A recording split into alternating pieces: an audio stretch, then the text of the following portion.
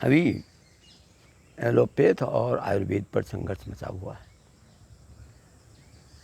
संघर्ष कहाँ होता है? जहाँ अज्ञानता होती है वहीं संघर्ष होता है।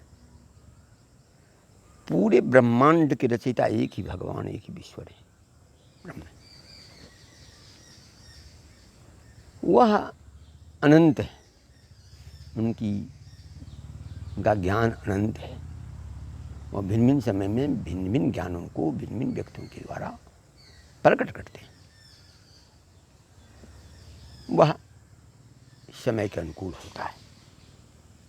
इसलिए जो ये आयुर्वेद सब अपने अपने स्वार्थ के लिए आयुर्वेद और एलोपैथिक में जो संघर्ष की उत्पन्न किया है वह सर्वथा निंदनीय है। आयुर्वेद का अपना एक महत्व है, एलोपैथिक का भी अपना एक महत्व है। और यही मोंगापंथी जो है इसके चलते देश गुलाम हुआ था। हमारे यहाँ लोग तीर धनुष से ही और तलवार से ही लड़ाई करते थे। उस समय के तीर धनुष में जब महाभारत कालीन या रामायण कालीन जो तीर धनुष थे वह देवी शक्ति से ओतप्रोत थे। उसमें तपस्या के द्वारा शक्ति लाई जाती थी।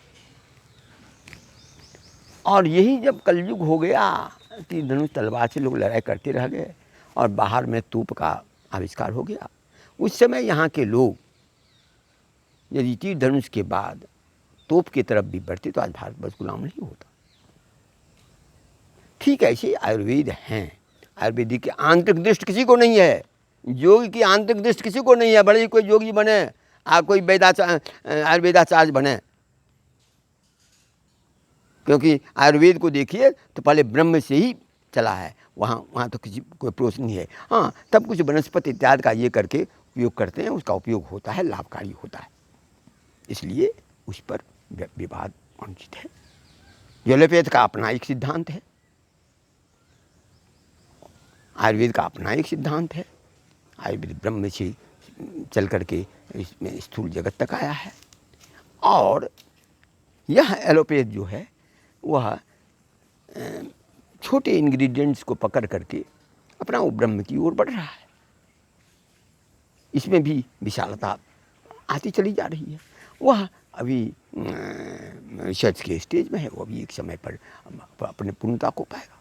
इसलिए उसको बंद ही कर दो, इस टाइप का जो दलील देता है वह उचित नहीं है। इसलिए दोनों को अपने अपने हिसाब से बढ़ने दिया जाए, बल्कि दोनों का समन्वय किया जाए। और वह समन्वय योग, आयुर्वेद, एलोपैथ और ज्योतिष, क्योंकि ये आयुर्वेदाचार्य सब ये भी नहीं जानते हैं कि ज्योतिष का भी क्या महत्व है। किसी दवा में, किसी दवा को किस नक्षत्र में तोड़ना चाहिए, किस नक्षत्र में बनवाना चाहिए, किस नक्षत्र में औषध देनी चाहिए, रोगी की क्या करनी चाहिए, सब इन लोगों कोई मतलब नहीं, सब तो व्यावसायिक है। इसलिए इस ढंग का की जो बातें चल रही हैं उसका सर्वथा परित्याग करना चाहिए और अपने अपने अहंकार को छोड़ करके, क्योंकि ब्रह्म व्यापक है, ब्रह्मत्व की ओर बढ़ें और धंधाबाजी को छोड़ करके सही अर्थ में लोगों का इसी कोरोना के विकराल समय में मदद करने की चेष्टा करें।